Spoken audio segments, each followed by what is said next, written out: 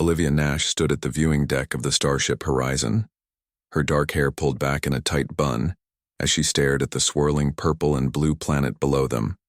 The newly discovered world named Zinthar had been sending strange signals for months, and finally the Earth Alliance had authorized a research mission as the lead xenobiologist on the ship. Olivia had spent years studying alien life forms, but this would be her first actual contact with an intelligent alien species, she felt. Her heart raced with excitement and nervousness. This was the moment she had trained for all her life. Captain Kate Reeves approached her with a datapad in hand. "We have approval for the landing party. You will lead the team down to the surface tomorrow." Morning. Olivia nodded, her green eyes scanning the preliminary data. "We have detected large structures on the northern continent that appear to be cities.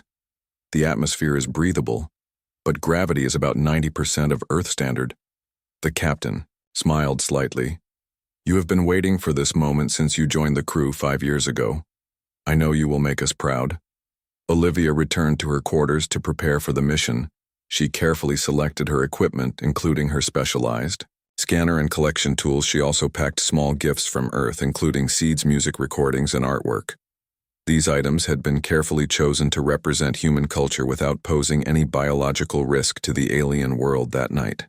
Olivia could barely sleep, her mind racing with possibilities. What would these aliens look like? Would they be hostile or friendly? Could they communicate effectively with the universal translator she had modified for this mission? In the morning, she met with her team, and the shuttle bay communications specialist Lily Chen was checking her equipment, while security officer Samantha Weber inspected their defensive tools, which were minimal and non-lethal. They had been chosen for their skills, but also for their calm temperaments, essential for first contact. "Are we ready for this?" Lily asked, her voice betraying a slight tremor. "Ready as we will ever be," Olivia replied with a reassuring smile. "Remember, we are scientists first. Our mission is to learn, not to conquer." The shuttle ride down to the surface was bumpy as they passed through the thick atmosphere, but pilot Nancy Ford handled the craft with expert precision. They landed in a small clearing surrounded by strange purple vegetation that seemed to glow slightly in the morning light of the twin suns. As they stepped out of the shuttle, Olivia took the first breath of alien air. It was sweet and slightly metallic, but her sensors confirmed it was safe. The gravity felt lighter, making her movements feel unusually effortless. The landscape around them was unlike anything they had seen before. Crystal formations rose from the ground like frozen fountains, their surfaces reflecting the light in mesmerizing patterns. The plants were mostly purple and blue, with occasional bursts of bright orange. Their shapes twisted and curved in ways that defied Earth. Botany. Olivia took samples of the soil and vegetation while Samantha secured the perimeter, and Lily attempted to locate the source of the signals they had received from orbit. They worked efficiently, each focused on their tasks. After several hours of exploration, Olivia had collected dozens of samples. The plant life seemed to share a common cellular structure that was fundamentally different from Earth biology. The cells contained crystals that appeared to store and transmit energy in ways she had never seen before. Suddenly, Lily called out excitedly, "I am picking up structured communications from that direction." She pointed toward a ridge lined with tall crystal formations. They carefully made their way toward the source of the signals. As they crested the ridge, they stopped in amazement. Below them stretched a vast city, its buildings seeming to grow directly from the crystal formation. Spires reached toward the sky, connected by delicate bridges that sparkled in the sunlight. "The city looks alive," Samantha whispered, her hand instinctively moving toward her stunner. Before Olivia could respond, there was movement from behind the nearby crystals. 4 tall figures emerged, moving with unusual grace. Their skin was a pale blue with patterns that shifted like waves beneath the surface. They were clearly female, with elongated limbs and large, almond-shaped eyes that shimmered with an inner light. Olivia stepped forward slowly, her hands open in the universal gesture of peace, her heart pounding as she faced the first truly alien intelligence humanity had ever encountered.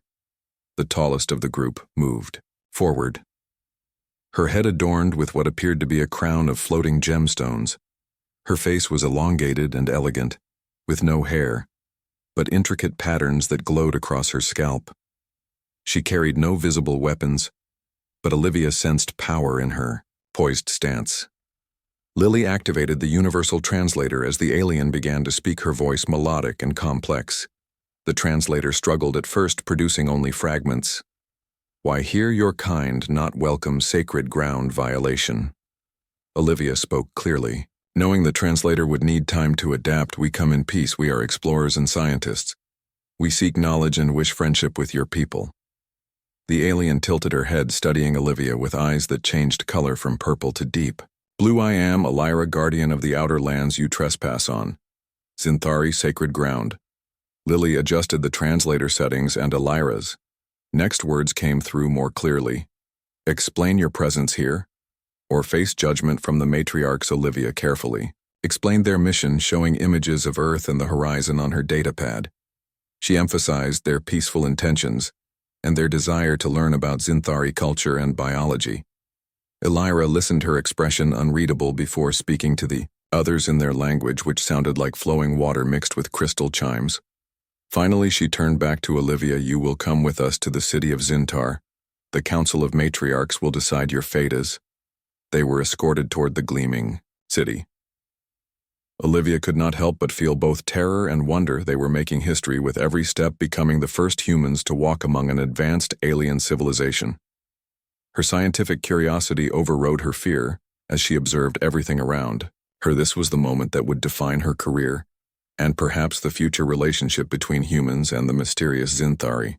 The journey to the city of Zintar took several hours, giving Olivia and her team time to observe their escorts more closely. The Zinthari moved with fluid grace, their long limbs allowing them to cover ground quickly. The humans had to work hard to keep up, especially over the rough crystalline terrain. Lily whispered to Olivia, "Have you noticed there are only females?" Olivia nodded, her scientific mind already forming theories. Their society might be single-gendered, or perhaps the males served a different function and were not part of the security forces. As they approached the city, they saw that what had appeared to be solid crystal from a distance was actually a living material. The structures pulsed with subtle light and seemed to grow directly from the ground. Some buildings were clearly ancient, with complex patterns etched into their surfaces, while others appeared newer, with smoother lines. Zinthari citizens stopped to stare at the humans, their expressions ranging from curiosity to fear to disgust. Olivia noticed that all the Zinthari they saw appeared female, with varying heights and skin patterns, but similar body structures. Elira led them to a central plaza dominated by a massive crystal spire that reached at least 500 meters into the sky. At its base was an ornate entrance guarded by Zinthari warriors, with staffs that glowed with energy. "The council chamber awaits." Elira said, her voice now coming through the translator more clearly. "The matriarchs will see you now. Remember to show proper respect, or your visit will be very short." They entered a vast circular chamber, its ceiling so high it disappeared into shadows. Crystal formations grew from the walls, emitting a soft blue light that illuminated the room. At the far end, 7 Zinthari sat on elevated crystal thrones, their bodies adorned with elaborate jewelry and floating gemstones, similar to Elira's, but more numerous and complex. Elira bowed deeply, and the humans followed her example, guided by Olivia's subtle nod. The lead matriarch was immediately recognizable, her throne larger and her gemstone crown more elaborate than the others. "I am Nivara, lead matriarch of the Zinthari Council."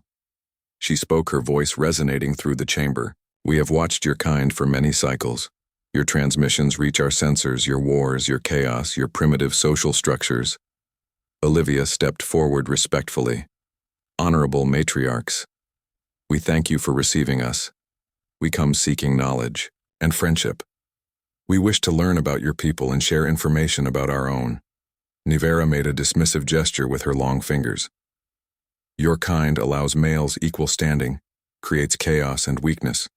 Your technology is primitive, your society fragmented. How can you offer anything of value to the Zinthari?" Challenge was clear, and Olivia felt the weight of representing all humanity in this moment. She chose her words carefully. "We believe our differences give us strength. Varied perspectives lead to innovation and resilience. Our technology may differ from yours, but we have much to share. Medicine, art, music, science." Another matriarch leaned forward, her skin patterns flashing with what Olivia guessed might be skepticism. You claim strength, yet you send only 3 to an unknown world. Is this wisdom or foolishness? Samantha spoke for the first time, her voice steady. We came as explorers, not conquerors.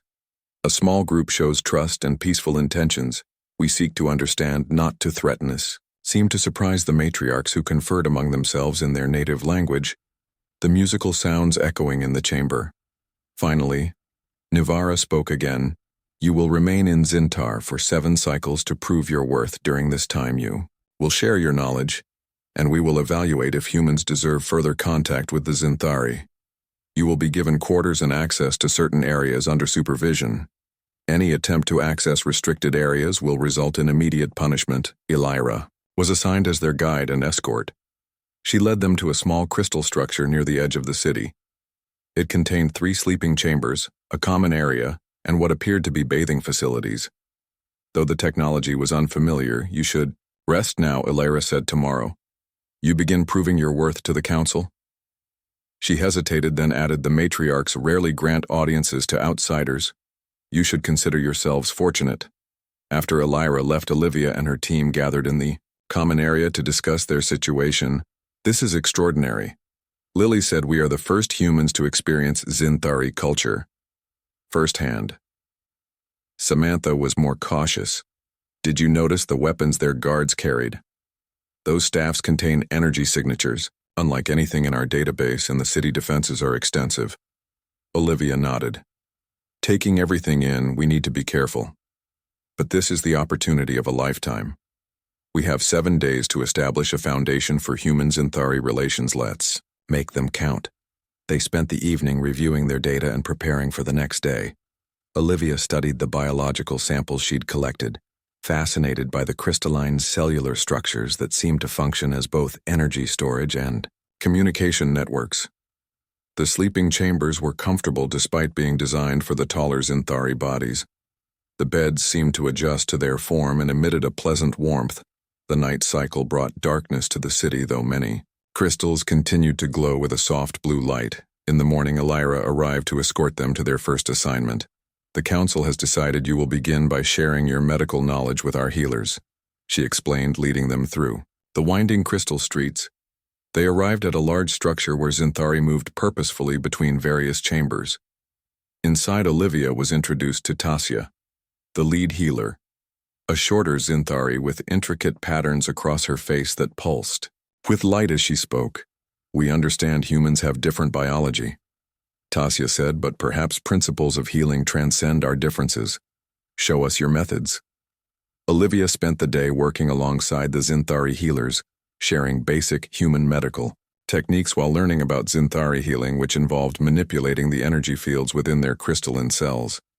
She was amazed to discover that the Zinthari could heal many injuries by redirecting energy through their bodies, a process that appeared almost magical, though Olivia knew it must have scientific principles behind it.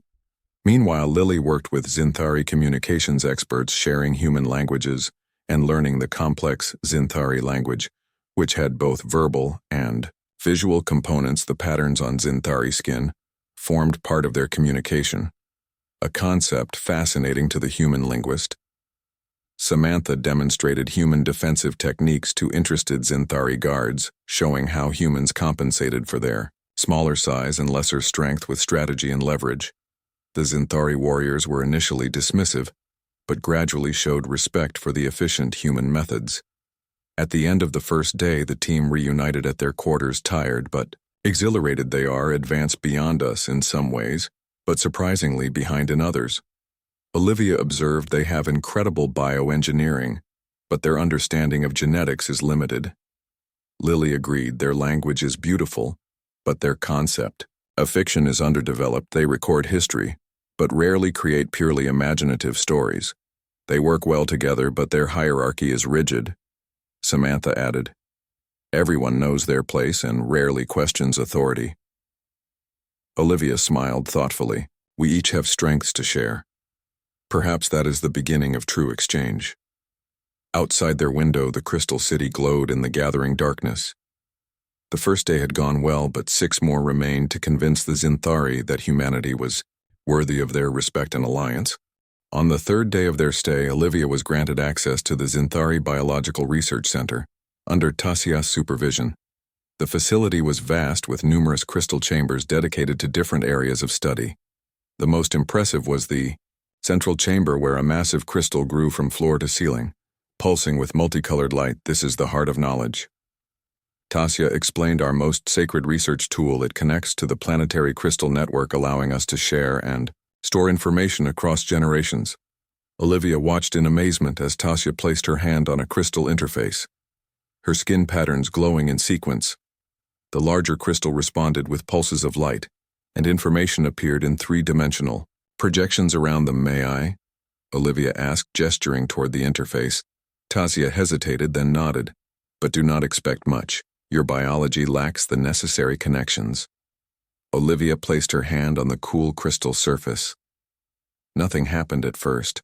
Then a faint glow appeared under her palm, and weak scattered images formed in the air around her. Fascinating, Tasia said, her patterns flashing with surprise. You have some compatibility? This is unexpected. They spent hours exploring this connection, discovering that while Olivia could not fully interface with the system, she could access basic information. Tasia explained that the crystal network was the foundation of Zinthari society, allowing them to share knowledge instantly across their world. Meanwhile, Lily had made a breakthrough with the Zinthari linguists, introducing them to human poetry and music. The concept of creating art purely for emotional response was novel to the Zinthari, whose art was primarily functional or historical. A group of younger Zinthari had become especially interested in human songs, gathering around Lily as she played recordings from Earth. Samantha had earned respect from the Zinthari guards by demonstrating human martial arts techniques, showing how humans had developed fighting styles that used an opponent's strength against them. The Zinthari warriors, whose fighting relied primarily on their natural strength and energy. Staffs found these concepts revolutionary. That evening, a young Zinthari named Mira approached their quarters. She was smaller than most Zinthari, her skin patterns less developed, marking her as an adolescent by their standards, honorable humans. She said with a formal bow, I request permission to learn more about Earth, music. My teachers believe it would disrupt my studies, but I find it fascinating. Lily welcomed her inside while Olivia observed their interaction with interest. Mira was clearly breaking rules by coming here, which suggested that not all Zinthari accepted the rigid structure of their society. More young Zinthari began seeking them out in the following days, curious about Earth culture and eager to share their own knowledge. Olivia realized they were forming connections beyond the official exchanges the council had authorized. On the fourth day, Olivia was working with Tasia when an alert sounded throughout the city. Crystal interfaces everywhere flashed with urgent red patterns. Tasia listened to the announcement, her face showing concern. What is happening? Olivia asked. Seismic disturbance in the eastern sector. Tasia replied, the youth education compound is threatened. We must evacuate. Olivia immediately contacted Samantha and Lily, telling them to meet her at the main plaza where Zinthari were gathering in organized groups. Illyra found them there, her usually composed demeanor showing stress. The crystal foundations beneath the Eastern Education compound are destabilizing, she explained. Many young ones are trapped. Rescue teams are being assembled, but the pathways are collapsing. How many children are there? Olivia asked. Nearly 40. Illyra replied, plus 5 teachers. The area is becoming too unstable for safe access. Olivia looked at her team. We have experience with unstable terrain. From our mountain rescue training on Earth, we might be able to help. Illyra seemed surprised but led them to the Emergency Coordination Center where Navara herself was directing rescue efforts. The lead matriarch looked at the humans with suspicion. You offer assistance? Why? We have skills that might help, Olivia explained. Humans have developed techniques for navigating unstable environments. We are smaller and lighter than Zinthari, which might be an advantage in compromised structures. Navara studied them before nodding. We accept your offer, but understand this: if you endanger our young ones with reckless action, the consequences will be severe. They were transported to the edge of the affected area where crystal towers leaned at dangerous angles, and the ground trembled with aftershocks. The education compound was visible about half a kilometer away. Partially collapsed and surrounded by unstable crystal formations, the Zinthari rescue teams were attempting to create a safe path, but the shifting ground made progress slow and dangerous. Olivia studied the terrain, noticing a pattern to the crystal formations. Those smaller crystals seem more stable. She pointed out they might support our weight, even if the ground shifts. Samantha agreed we could use them as stepping stones to reach the compound. Lily added, I can reconfigure our communicators to detect structural weaknesses using sonic pulses. The Zinthari rescue leader, a tall female named Vestra, listened to their plan with skepticism. The path you suggest is too narrow for my warriors. We will go, Olivia said decisively. We are smaller and can move more quickly. Vestra reluctantly agreed, providing them with emergency supplies and Zinthari energy shields, small devices that generated protective fields around the wearer. The human team moved carefully across the unstable terrain using Lily's modified scanner to avoid the weakest areas, and Samantha's climbing skills to navigate difficult sections. When the ground shook, they used the energy shields to protect themselves from falling crystal shards. They reached the compound to find terrified young Zinthari, huddled together with their teachers who had created a protective barrier around them. One of the teachers, Lana, approached the humans with surprise. How did you reach us? The paths are collapsed. We found another way. Olivia explained quickly. We need to evacuate everyone. Now the building won't hold much longer. Lana nodded. The smallest ones cannot walk far. They will need to be carried. The team organized the evacuation with the older children helping the younger ones and the adults carrying the smallest. They retraced their path carefully, Samantha leading and checking each step before allowing others to follow. Halfway back, a violent tremor shook the ground, causing a massive crystal formation to shift toward them. Olivia pushed several young Zinthari out of the way as crystal shards rained down. She activated her shield, but a large shard broke through, striking her shoulder. Lily rushed to help her. While Samantha continued leading the others forward despite the injury, Olivia insisted on carrying two small Zinthari children, who clung to her with their slender arms. The return journey took over 2 hours, with frequent stops to navigate new obstacles. But eventually they reached safety where Zinthari medical teams waited. The children were quickly reunited with their caregivers, while Olivia was treated for her injury. Elira approached them as Tassius. Assistants tended to Olivia's wound. Your actions today were unexpected. You risked yourselves for Zinthari children. It was the right thing to do. Olivia replied, wincing as healing energy was directed into her shoulder. We couldn't stand by when we could help. Elira studied them, her skin patterns shifting in complex ways. You continue to challenge our understanding of humans. Perhaps we have misjudged your species. That evening, they were summoned to the council chamber despite Olivia's injury. The 7 matriarchs waited in unusual silence as they entered. Nivara rose from her throne, approaching them directly. You have shown unexpected courage today. The matriarch said your methods were unorthodox but effective. All our children returned safely because of your actions. This debt will not be forgotten. Olivia noticed a shift in the matriarch's demeanor, the dismissive tone replaced with something closer to respect. They were still being evaluated, but the balance had shifted in their favor. The humans had proven they were more than primitive curiosities. They were beings of worth. The rescue of the Zinthari children changed everything.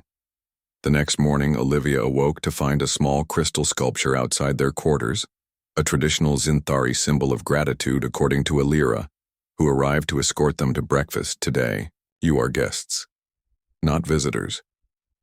Elira explained her skin patterns, displaying what Olivia had learned to recognize as pleasure.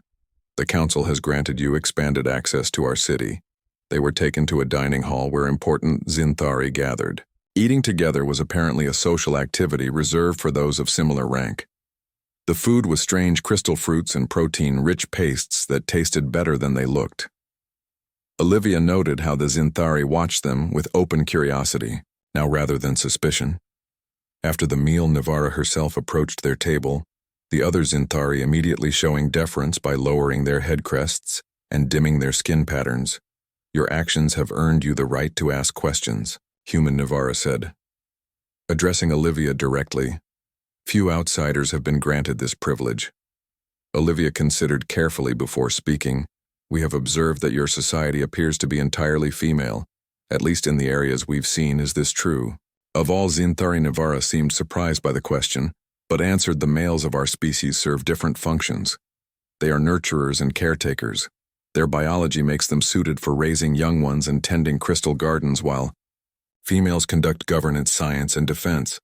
Olivia found this fascinating, her xenobiologist mind racing with questions about Xinthari evolution and biology. Is it possible to meet some of the males to better understand your society? Nivara hesitated, then nodded. It is unusual, but perhaps valuable for your understanding. Elira will arrange it.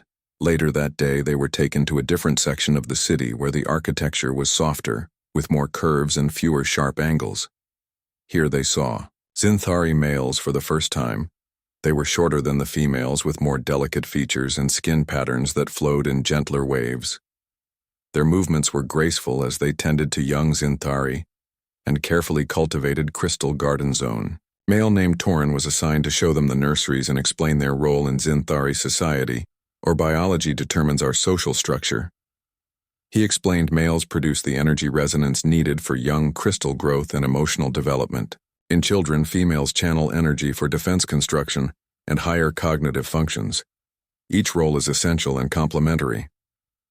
Olivia was fascinated by this biological division of labor so different from human society, yet with its own logic and balance. As a scientist, she could appreciate the evolutionary advantages, even as she noted the rigid separation of roles.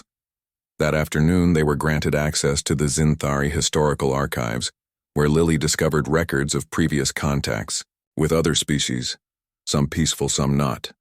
The Xinthari had encountered 4 other spacefaring civilizations over their long history, establishing trade with 2 and conflict with the others. Humans are different from the others. Mira explained, having joined them in the archives. You ask different questions, you see us as equals, not as resources or threats. Meanwhile, Samantha had been invited to observe Xinthari defensive training, discovering that their military was highly developed. Despite their peaceful appearance, they had powerful weapons and shields integrated into the city itself, and warriors trained from youth in energy manipulation. They seem prepared for war. Samantha reported to Olivia that evening, their defenses are impressive. They could have easily destroyed our shuttle when we landed if they wanted to. Olivia nodded thoughtfully. They are cautious for good reason. According to their historical records, they've faced hostile species before. On the 6th day, they were summoned to attend a Xinthari council session normally closed to outsiders.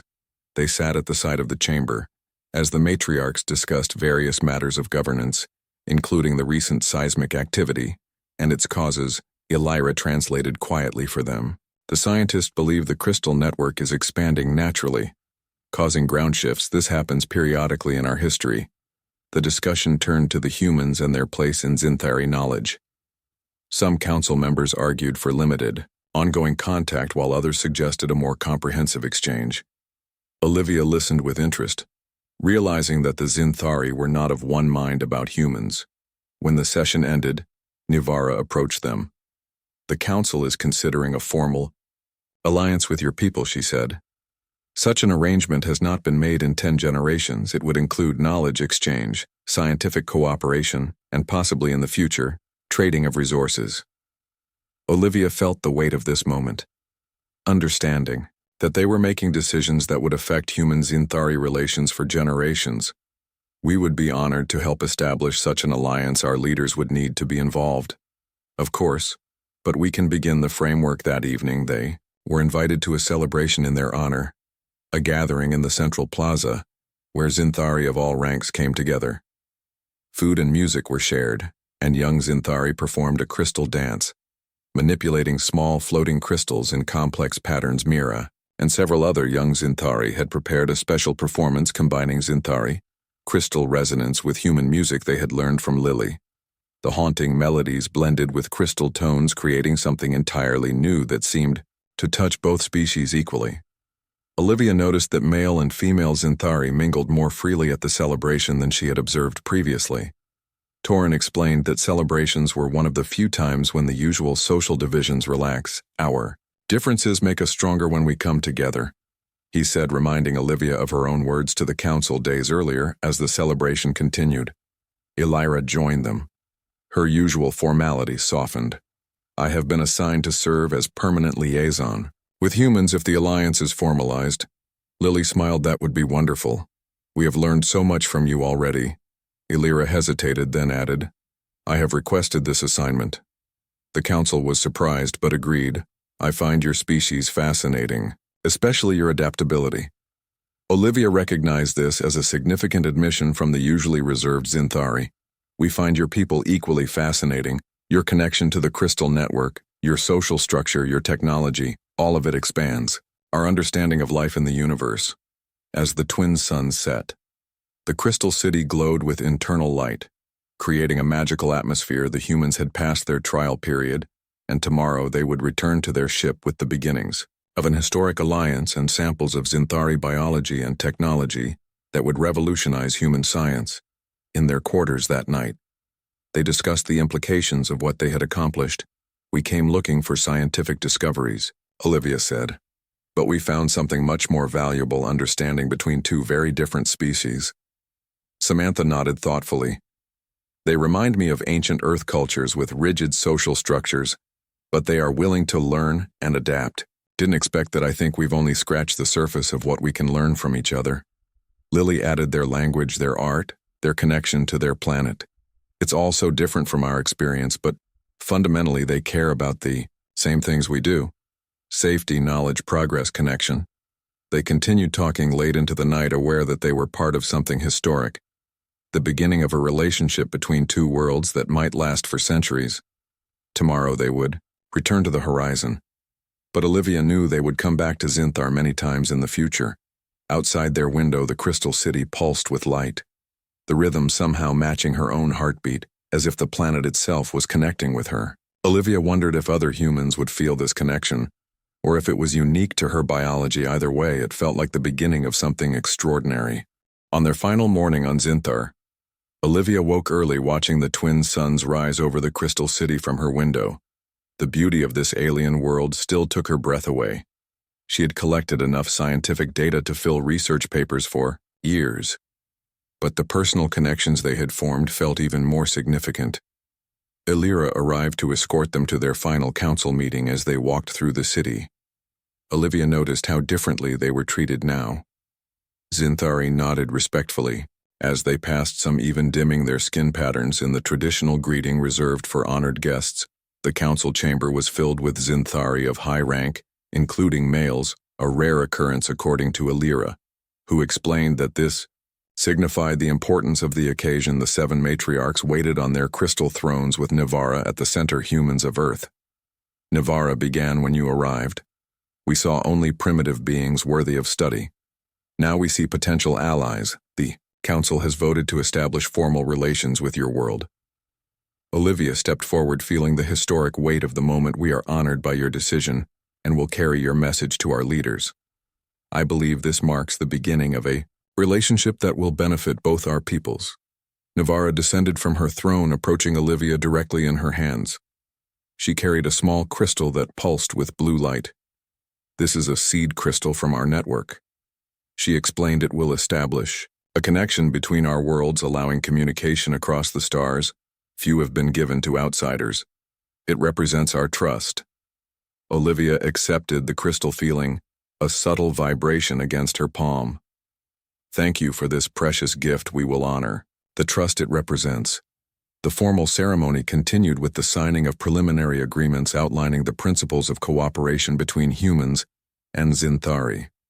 Lily recorded everything for Earth authorities, while Samantha observed the security protocols with professional interest. When the formalities concluded, they were given time to say farewell to those they had come to know.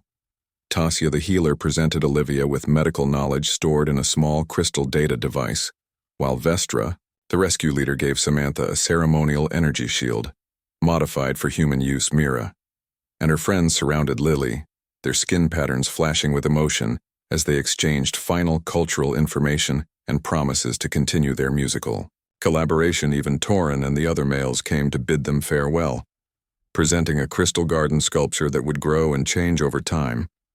The most surprising farewell came from Nivara herself, who approached Olivia privately as the others prepared to depart. You have changed us, human. she said, her voice softer than Olivia had ever heard it for generations. We have believed our way was the only way to advance, but your different perspective has value. I have lived for 200 of your Earth years yet. You have taught me something new. Olivia was touched by the admission coming from the proud matriarch. Sometimes the greatest discoveries happen when we open ourselves to new ideas. I have learned equally from you and your people.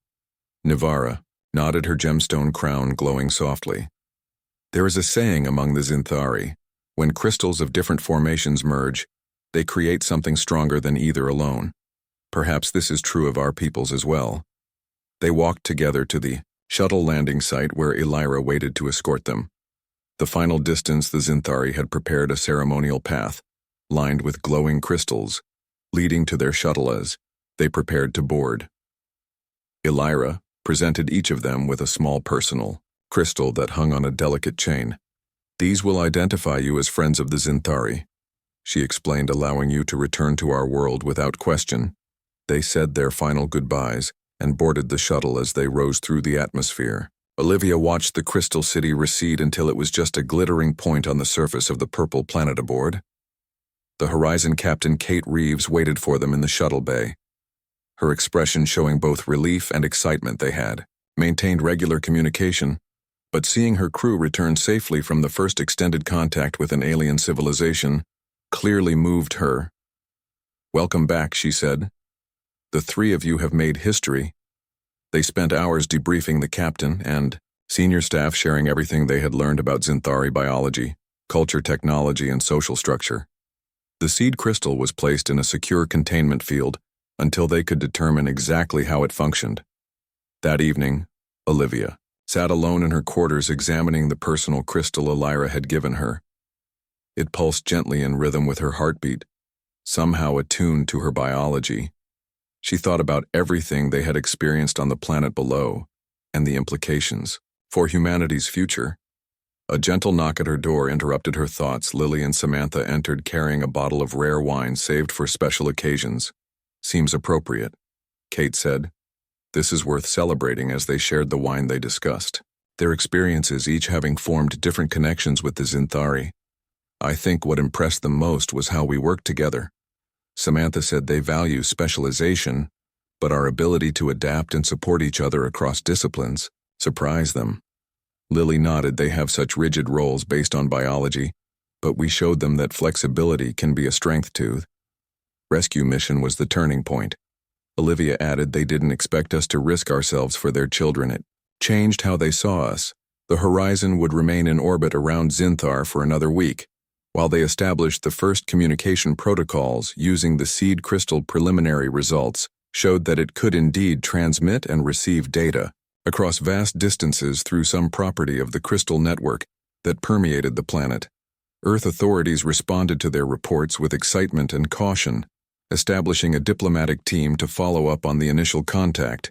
The xenobiologists, and xenolinguists particularly, were eager to continue the work Olivia and her team had begun. Captain Reeves called Olivia to her office several days later. "I have news," she said. "Earth Alliance has approved the establishment of a permanent research station in Zinthar orbit they want you to lead." Olivia felt a surge of excitement and responsibility.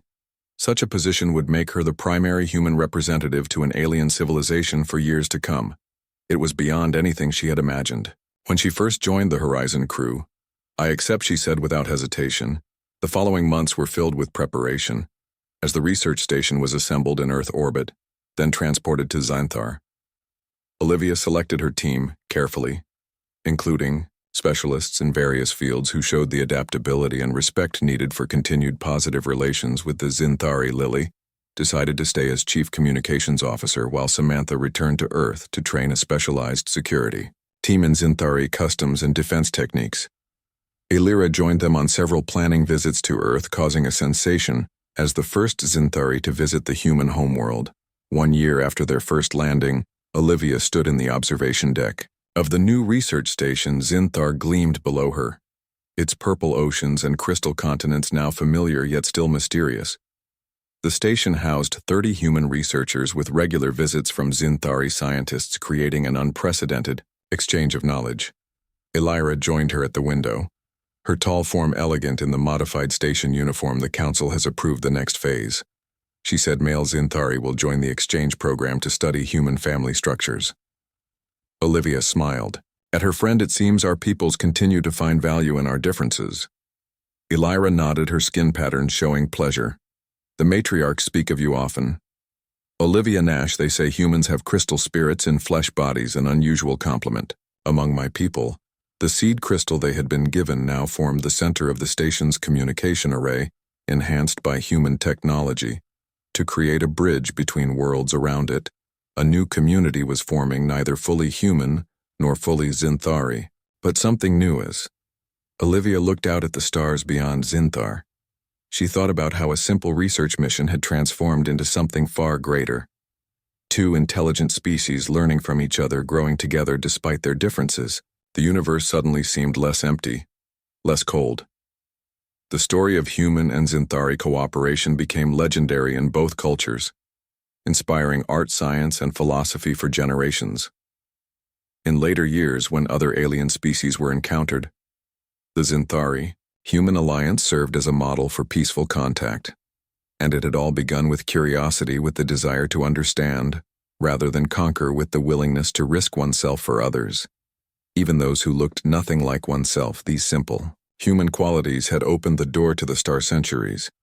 Later, human and Zinthari ships would explore the galaxy together, their crews working in seamless harmony, combining the structure and biological specialization of Zinthari society with the adaptability and innovation of humans, creating exploration teams unlike any the universe had seen before.